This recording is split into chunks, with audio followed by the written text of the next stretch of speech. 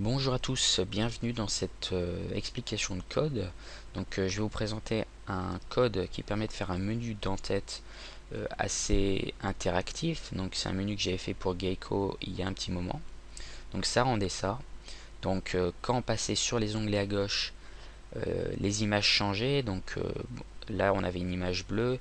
Si on passe, ça devient une image rouge qui est un peu décalée. Bon, le décalage se fait pas avec JavaScript, mais avec CSS. Et quand on clique, on a des contenus qui s'affichent sans recharger la page. Donc le contenu change, mais c'est pas un lien en fait, hein, c'est fait par JavaScript. C'est d'ailleurs ce que je vais présenter dans cette petite vidéo, c'est le côté JavaScript avec Ajax.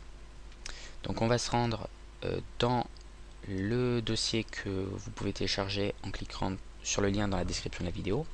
Vous avez un fichier index.html et un dossier image, donc le dossier image qui contient toutes les images nécessaires. Vous pouvez bien sûr personnaliser ce menu. Donc dans index.html, on a le code HTML, le code CSS, bon ça on va pas s'y attarder, on va directement aller dans le code JavaScript avec la première fonction qu'on peut voir qui permet de modifier le conteneur, le div du conteneur par un nouveau contenu.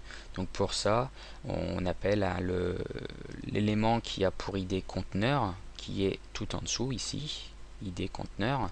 Donc c'est ça qu'on va changer. Et le contenu HTML, on le remplace par le nouveau contenu.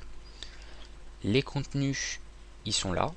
C'est des différentes variables en fonction des numéros d'onglets. Donc c'est du contenu HTML, hein.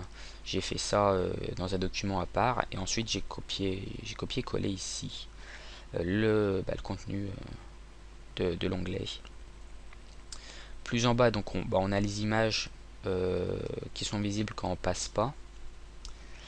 Et ensuite on a rajouté des attributs spéciaux. On en a besoin de 3. Le premier qui va permettre de modifier la div, donc c'est quand on clique. Le deuxième qui va permettre de changer l'image quand on passe au-dessus. Et le troisième qui va permettre de remettre l'image quand on quitte. Parce que les images ne restent pas indéfiniment rouges. Donc l'image, quand on quitte, ça change également. Donc on aura 3 attributs spéciaux de JavaScript.